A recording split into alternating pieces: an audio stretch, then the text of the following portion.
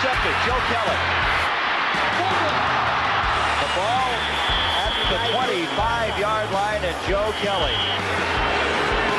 has put Washington in excellent position. Out of Los Angeles Jefferson High School. Fastest linebacker, and you saw how he took off with the ball. Well, we saw a little earlier his disappointment when he dropped an interception. This time, watch Harbaugh. The Harbaugh has followed his receiver the whole way. It really is a poor selection, and Joe Kelly is right there. The ball was thrown right to him. This time, he holds on to it. Do you have a favorite Husky play in Husky Stadium, or let's just say anywhere, any stadium, and a favorite Husky play that you'll remember for the end of time? It had to be Stanford. You know, the Stanford game was just, you know, it's one of those games, you know, you're missing game. It was, you know, they better not run anybody in your area or they're going to get annihilated. You know, everything about that game, you know, it was, you couldn't do wrong. And that was Stanford. You know, I mean, I had a second interception on the back. You know, that's just how it happened. You know, sack, you know, pick six. The pick six was, and we'll show this in a minute, but what did you end up running for a 40 as a junior? My fastest ever was 4.49. Okay, you know, so this 4.49, everybody, I just want to let you know that in that Stanford game, it turned into a 4.3. Yeah. Or maybe a 4.2. Yeah, well. And I got proof because Tim Peoples was the 100-meter champion of the state of California. Yeah. Yeah. And Peeps was trying to catch up to Joe Kelly. Joe Kelly had the ball, and Peeps couldn't catch up to him. And the quarterback had an easy angle, and that angle was destroyed. Yeah. You didn't have to juke him. No. You just outran him. Now Mima would have turned and ran at the quarterback, right? Stopped. Yeah, stopped and turned.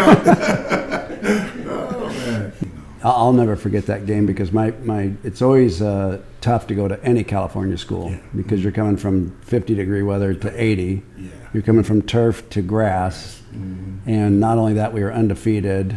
And it's just never given. It doesn't matter if it's Cal, Stanford, UCLA, USC. It's just and a lot of the fellas are going back home. Yeah. So there's that lack of concentration that maybe their girlfriend or their family or whatever. So I was really fearful of it, and I was injured too. So I was playing hurt, and I was really fearful because we were undefeated, and our goal from day one was the national title, NT, and we always kept that to ourselves until postseason. We let the press know. But most teams get together and they say, "What Coach James wants to know what your goals are." And the team would have a meeting, and every year we want to win the Pac-10. We want to go to the Rose Bowl. We're like, no. Let's win a national title. It was when you guys, the captains, man, we got together, man, and it wasn't. We didn't want to go to the Rose Bowl. We didn't want to, win, the Pac-10. We wanted to win it all, and we said it. Well, we said it in spring. We did. So it was, and this is coming. We're coming off of a season. I mean, we had a decent year, but we weren't a top tier, program, record wise. Right. We came off 2 Aloha Bowls. Yeah. So we're good, but we're not. We're not ranked number one. Yeah. So we knew then that spring, and it wasn't even going into spring ball. We knew that this is something special. This is something that probably has never been done at UW, and it hadn't. To put the guys, and it just so happened, the guys on that team, the guys on that defense, it was meant to be. Things happened to me. It was meant to be. And it was, man, and we shed blood, tears, and a lot of happiness, man. That year, that was 84, man. 84 was, Jimmy. That was special. Yeah. We did something special. I'm getting fired up. Yeah.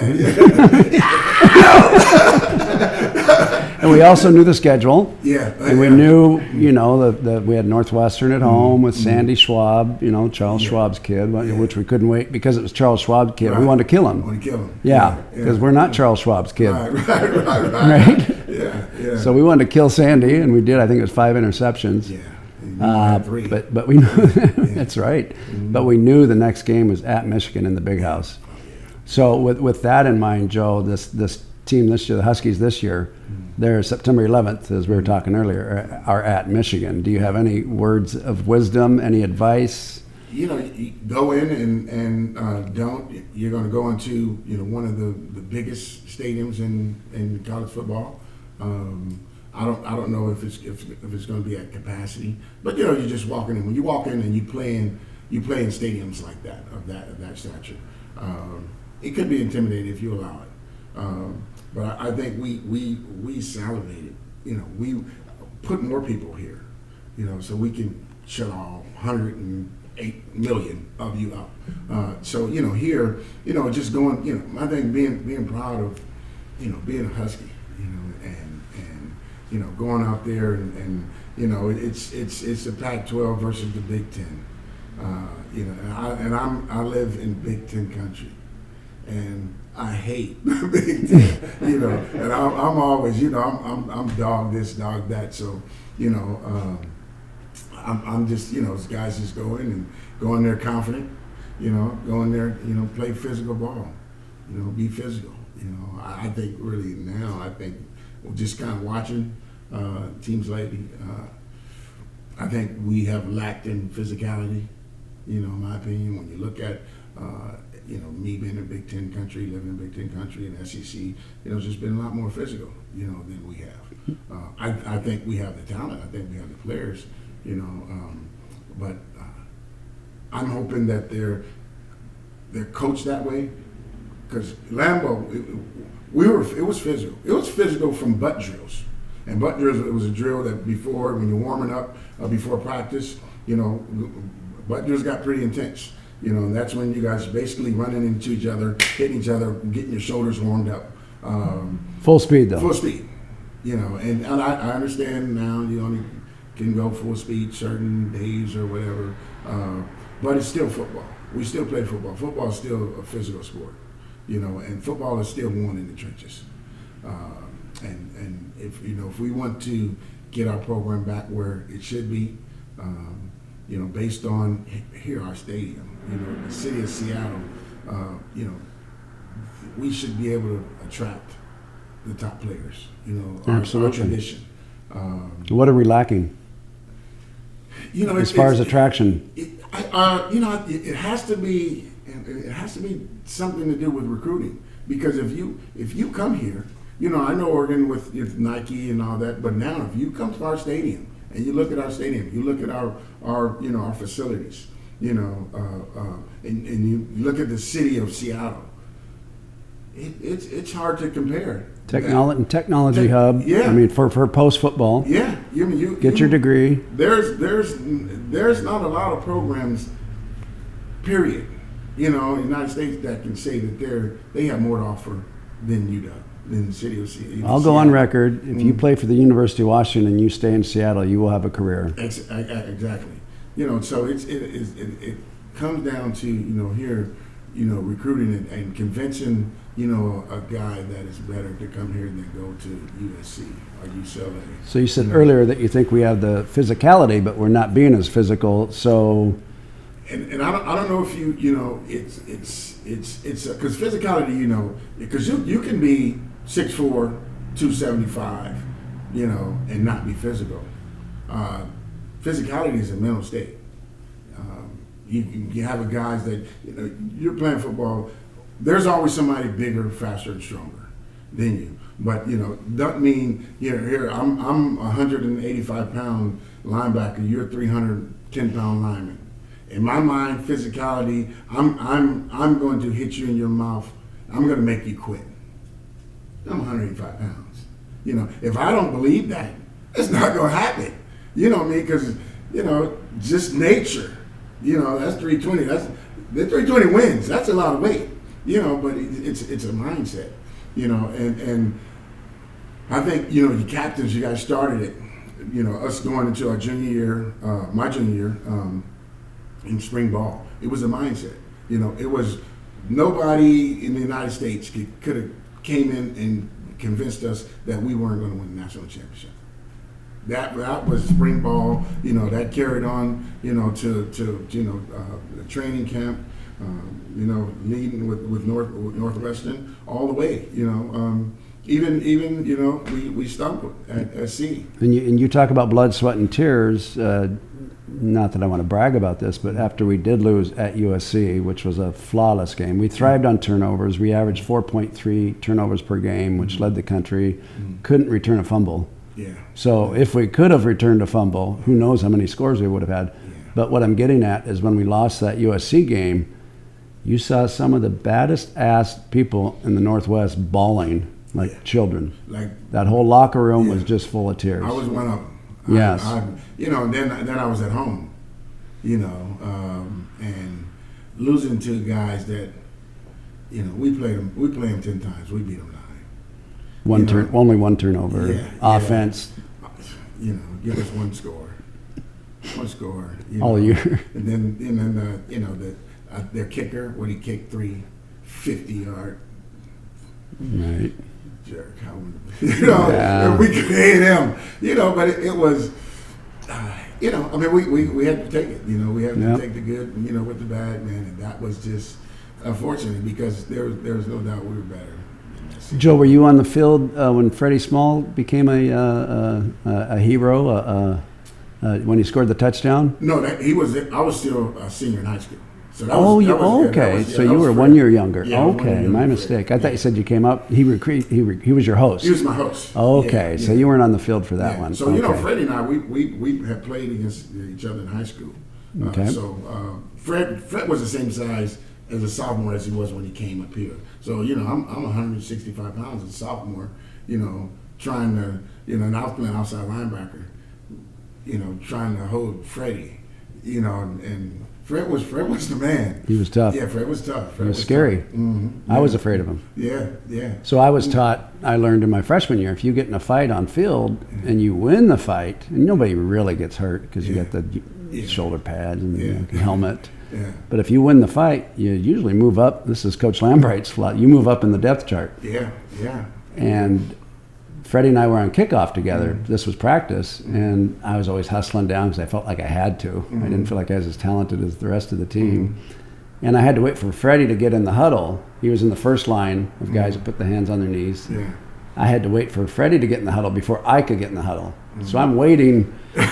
Freddie wasn't in a hurry, and I didn't know him very well. He was a freshman, and I gave him a pat on the side. I said, "Come on, Freddie, you know, come on, buddy, you know, get in the huddle." And he turned and got in my face, and he said, "If you ever touch me again, I will kill you." and my first thought was, "Oh, I get to move up in the depth chart." And then I thought, I looked at him closer. I said, "He's going to kill me." I could see it. Yeah. I'm going to move down in the depth chart. I'm not going to be able to play. But he was the sweetest guy. Yeah. But you want him on your team. Yeah. Rest in peace. Freddie peace. and Joe were very close. And Freddie passed away 20 years ago? Yeah, 2003. California Highway Patrolman. Highway Patrolman. Yeah, unfortunately, an accident. As I recall, they actually revived it. He was going to be okay, but he had an artery. Yeah. A severed artery they didn't see. They didn't know. So we were actually, I was living in Cincinnati, and he was about to be turned 40. In July 1st. And he was always so paranoid about turning 40 because his mom and his dad both died at 39. I don't know if people knew that. So he was so paranoid. He was 39, about to be 40. So he was so paranoid. He had basically prepared, you know, bought insurance for the house and for all the property. So if he never got to 40, then his family and kids be set up. He was having Eric Davis, Cincinnati Red, baseball player. He went to high school, the rival high school with Fred. We were planning this big 40th birthday party. He had comedians and all that coming. He had planned this, and then it was a week before we was coming. I was bringing my whole family to California. I just talked to him earlier that day. His wife at the time called me when he had the accident. So I talked to Fred in the ambulance. So he was just, so we're talking, and he was just. Did you say in the ambulance? Yeah. So so everybody knows, Freddie was a California Highway Patrol chips. Yes. And someone was. It was a 16-year-old. He was a mile from his exit. A 16-year-old, unfortunately, she lost control of her vehicle, and she went over 2 lanes. Don't know what she was actually